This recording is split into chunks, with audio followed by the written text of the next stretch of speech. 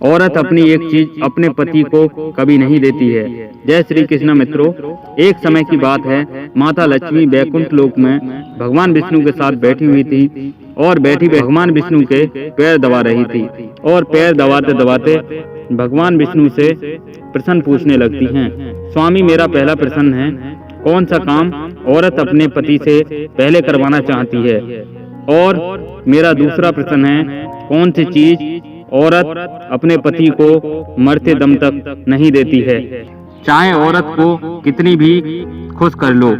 माता लक्ष्मी कहती हैं, स्वामी, देखा जाए तो औरत का विवाह हो जाने के बाद औरत अपने पति को पूर्ण रूप से समर्पित हो जाती है और औरत की हर चीज उसके पति का अधिकार होता है और पति की भी हर चीज पर पत्नी का अधिकार होता है। स्वामी, आप मेरे इन दोनों प्रश्नों का उत्तर देकर मुझे संतुष्ट कीजिए, क्योंकि मैं इन दोनों प्रश्नों का उत्तर आपके श्रीमुख से सुनना चाहती हूँ। तब भगवान विष्णु ने कहा, देवी, अगर तुम इन दोनों प्रश्नों के उत्तर जानना चाहती हो तो मैं तुम्हें एक छोटी सी कहानी सुनाता हूँ। उस कहानी के माध्यम से तुम्हें तुम्हारे इन दोनों प्रश्नों के उत्तर मिल जाएंगे। भगवान विष्णु ने कहा, देवी, आप इस कहानी को बड़े ही ध्यान से सुनना, क्योंकि आधा अधूरा ज्ञान किसी काम का नहीं होता। फिर भगवान विष्णु ने कहा, सुनो देवी, एक बड़ी ही सुंदर नगरी थी। उस नगरी का राजा बड़ा ही धर्मात्मा था। वहाँ की प्रजा को राजा अपनी संतान की तरह प्यार करता था और चारों तरफ खुशहाली ही खुशहाली थी। उस राजा का एक बेटा था जिसका विवाह होने वाला था, इसलिए राजा के महल को और सारी नगरी को बहुत ही अच्छे तरीके से सजाया गया था। राजकुमार का विवाह जिस राजकुमारी से होने वाला था वह बहुत ही रूपमती थी। राजकुमार अपने कक्ष में लेटा हुआ था, राजकुमारी के बारे में सोच रहा था और सोचते सोचते अचानक उसके मन में राजकुमारी से मिलने की इच्छा जागृत हो उठी और वह उसी समय राजकुमारी के पास जाना चाहता था। इसलिए राजकुमार ने एक योजना बनाई और सबसे छुपते छुपते महल से निकलकर चल पड़ा और अस्तबल से एक सबसे तेज दौड़ने वाला घोड़ा लिया और घोड़े पर सवार होकर राजकुमारी से मिलने के लिए चल दिया। रास्ते में चलते चलते जब घने जंगल से गुजर रहा था तो वहां उसे बहुत ही जोर से प्यास सताने लगी। राजकुमार पानी की तलाश में इधर उधर भटकने लगा और वहां पर उसे कोई जलाशय दिखाई नहीं दिया। वहां पर उसने कई छोटे मोटे तालाब और नदियां देखी, लेकिन संयोग से उसमें पानी नहीं था। राजकुमार को घूमते घूमते एक झोंपड़ी दिखाई दी। तब प्यास से व्याकुल राजकुमार उस झोंपड़ी के पास पहुंचा और वहां पहुंचकर राजकुमार को झोंपड़ी के पास में ही एक बावड़ी दिखाई दी। भगवान विष्णु ने कहा, हे देवी, इस तरह राजकुमार को बावड़ी दिखाई देने से उसके मन में आशा की एक किरण निकली और उसने सोचा कि शायद इस बावड़ी में पानी होगा। राजकुमार ने बावड़ी के नजदीक जाकर देखा तो उसे बावड़ी में भरा हुआ पानी मिला। पानी को देखकर राजकुमार को प्यास और भी जोर से लगने लगी। राजकुमार ने फटाफट बावड़ी से पानी निकाला और पानी पीने लगा। जब उसने भरपेट पानी पी लिया तो वह देखता है कि उस झोंपड़ी में से एक बूढ़ी औरत निकलकर आती है और वह औरत राजकुमार से कहने लगती है, बेटा, तुमने इस बावड़ी का पानी तो नहीं पी लिया, और यदि तुमने इस बावड़ी का पानी पी लिया है तब तो तुमने बहुत बड़ी भूल कर दी है। यह बावड़ी एक महर्षि के द्वारा श्रापित है और इस बावड़ी का पानी पीने से आदमी नरबच्ची बन जाता है। इसलिए आज से तुम भी रात होते ही नरबच्ची बन जाओगे और उस समय तुम्हारे पास जो भी मनुष्य आएगा तुम उसका भक्षण कर लोगे। उस समय तुम यह नहीं सोच पाओगे कि यह मेरे माता पिता हैं या मेरे भाई बहन या मेरे दोस्त रिश्तेदार हैं। उस समय तुम्हारे निकट आने वाले पशु पक्षी या मनुष्य तुम्हारा भोजन होगा। उस बूढ़ी औरत के मुख से श्राप की बात सुनकर राजकुमार बहुत ही दुखी हुआ और कहने लगा, हे बूढ़ी माँ, तब तो मैंने इस बावड़ी का पानी पीकर बड़ा ही अनर्थ कर डाला है। ऐसे तो मैं ना जाने कितने मनुष्यों को रोजाना अपना आहार बनाऊंगा, जिसमें मेरे अपने भी शामिल हो सकते हैं। तब राजकुमार बूढ़ी माँ से हाथ जोड़कर बोला, हे माता, क्या इस श्राप से मुक्त होने का कोई उपाय नहीं है? और अगर नहीं है तो मैं अपने आप को ही खत्म कर लूंगा, जिससे मैं बेगुनाह मनुष्यों को मारकर अपना भोजन तो ना बनाऊंगा। तब वह बूढ़ी औरत कहती है, बेटा इस श्राप से मुक्त होने का उपाय तो है, यदि तुम कर सको तो। तब राजकुमार ने कहा, हे माता, इस श्राप से मुक्त होने के लिए मैं कुछ भी कर सकता हूँ। मैं कठिन से कठिन काम करने को भी तैयार हूँ, तुम बताओ तो सही। तब वह बूढ़ी स्त्री कहती है, बेटा यहाँ से 3 कोस दूरी पर एक बहुत बड़ा पहाड़ है और उस पहाड़ पर हरे भरे पेड़ पौधों से भरा हुआ एक जंगल है और उस पहाड़ पर एक काया पलट नाम की जड़ी बूटी है। यदि तुम उस जड़ी बूटी का रस निकालकर पी लोगे तो तुम इस भयंकर श्राप से मुक्त हो जाओगे। लेकिन तुम यह एक बात ध्यान रखना कि रात होने पर तुम किसी एकांत स्थान पर जाकर छुप जाना। यदि तुम मनुष्यों की वस्तु में चले जाओगे तो न जाने कितने ही निर्दोष मनुष्य तुम्हारा आहार बन जाएंगे। भगवान विष्णु कहते हैं, देवी फिर राजकुमार उस बूढ़ी औरत से कहा, ठीक है माता, इस बात का मैं भली भांति ध्यान रखूंगा। इतना कहकर राजकुमार उस काया पलट औषधि को ढूंढने के लिए चल दिया। माता लक्ष्मी भगवान विष्णु से कहती हैं, स्वामी मुझे समझ नहीं आ रहा कि आप मेरे प्रश्नों का उत्तर किस प्रकार दे रहे हैं। भगवान विष्णु ने कहा, देवी धैर्य रखिए, आपको आपके प्रश्नों के उत्तर इसी कहानी में मिलने वाले हैं। आप इस कहानी को जरा ध्यान से सुनिए। उधर वह राजकुमार बड़ा ही चिंतित होता है और उस पहाड़ की तरफ बढ़ता हुआ जा रहा है। यह औषधि वाला पहाड़ वहां से काफी दूर था और उधर अंधेरा होने ही वाला था। राजकुमार ने सोचा, अब आगे का रास्ता मैं कल सुबह सूर्योदय के बाद ही तय करूंगा। अब पहले मैं कहीं जाकर एकांत स्थान पर रात गुजार लेता हूँ। यदि मैं नरबच्ची बन गया तो मेरे द्वारा कई निर्दोष आदमियों की जान चली जाएगी। राजकुमार राजकुमारी से मिलने का विचार तो अपने मन से निकाल ही चुका था, क्योंकि वह जानता था कि इस दशा में राजकुमार से मिलना भी उसके लिए हितकर नहीं है। भगवान विष्णु कहते हैं, देवी वह राजकुमार गांव और नगरों को बचाता हुआ जंगल की तरफ चला गया, जहां पर किसी भी मनुष्य के आने जाने का रास्ता नहीं था, और उसने अपने आप को एक पहाड़ की गुफा में बंद कर लिया।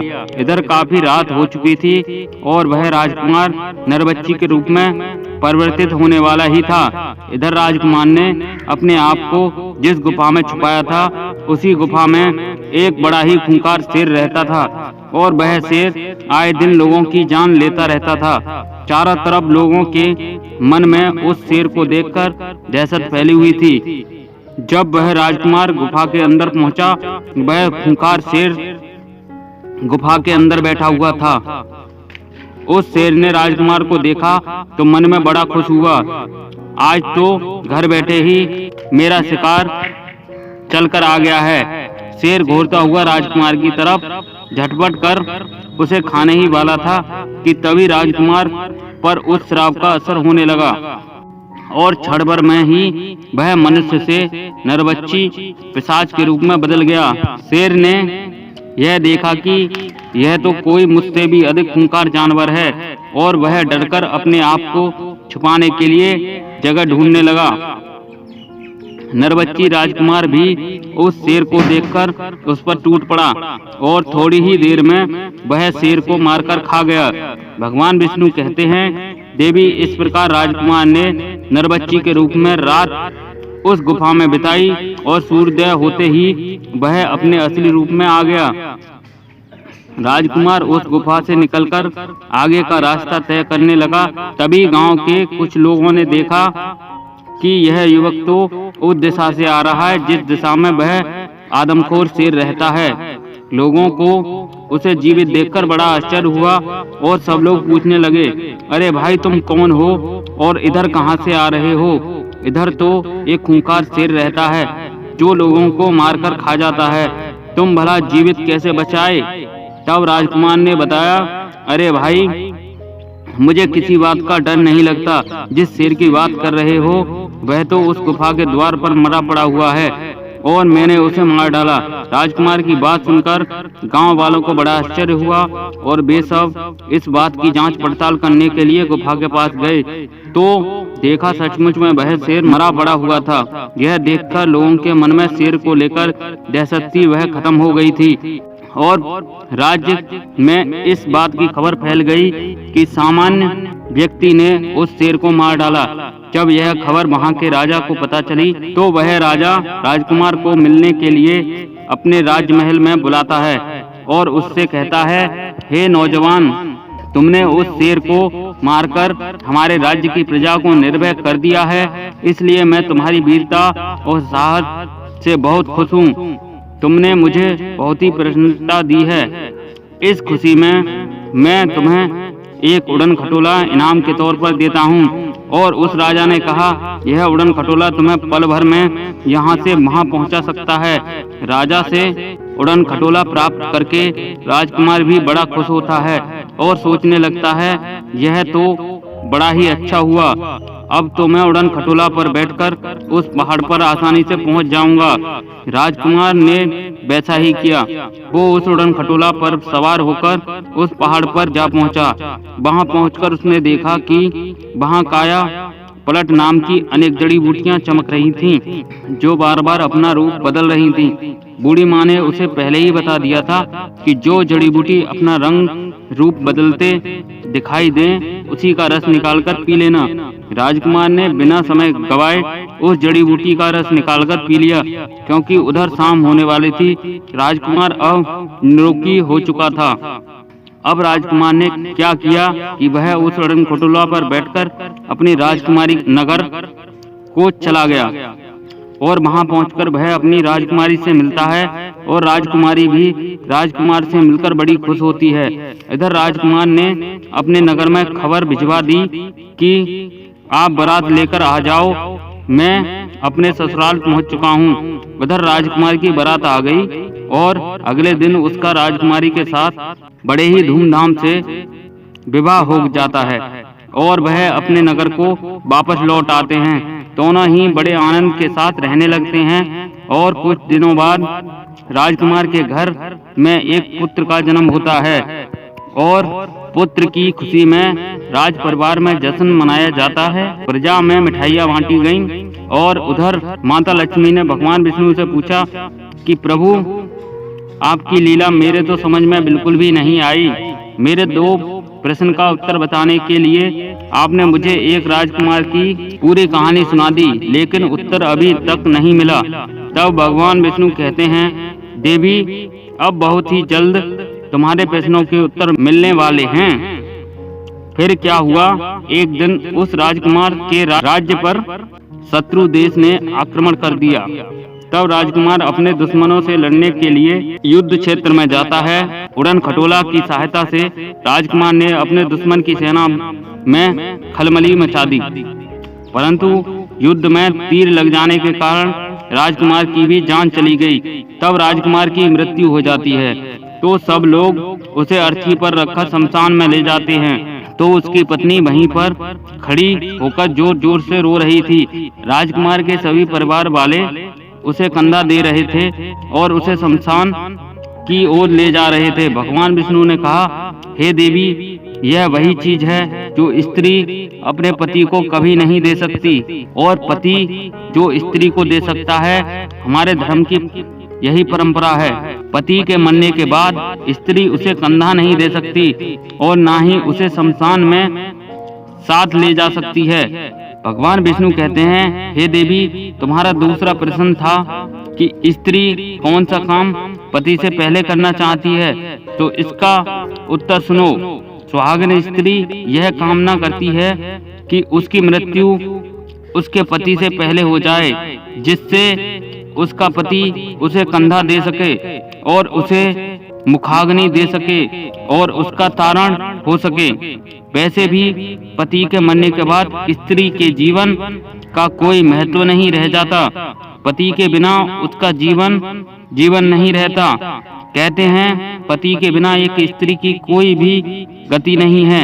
एक पुरुष के बिना स्त्री का जीवन बड़ा ही कष्टकारी होता है। वे स्त्रियां बड़ी भाग्यशाली होती हैं जो पति से पहले मृत्यु को प्राप्त हो जाती हैं और पति के हाथों अंतिम संस्कार होने का सौभाग्य प्राप्त करती हैं। दोस्तों, आज की वीडियो में सिर्फ इतना ही। मिलते हैं अपनी आने वाली नेक्स्ट वीडियो में। तब तक के लिए राधे राधे।